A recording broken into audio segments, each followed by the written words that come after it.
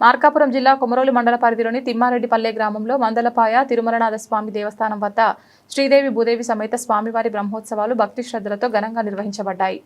ఈ ఉత్సవాల్లో శాసనసభ్యులు అశోక్ రెడ్డి సోదరుడు ముత్తముల కృష్ణకిషోర్ రెడ్డి ముఖ్య అతిథిగా పాల్గొని స్వామివారిని దర్శించుకుని ప్రత్యేక పూజలు నిర్వహించారు. అనంతరం గ్రామ సంప్రదాయానికి ప్రతీకగా నిర్వహించిన బండలాగుడు పందెం కార్యక్రమాన్ని ప్రారంభించారు. ఈ సందర్భంగా ఆయన మాట్లాడుతూ గ్రామోత్సవాలు మన సంస్కృతి సంప్రదాయాలకు అద్దం పడతాయని, ఇటువంటి వేడుకలు గ్రామీణ ఐక్యతను బలోపేతం చేస్తాయని పేర్కొన్నారు.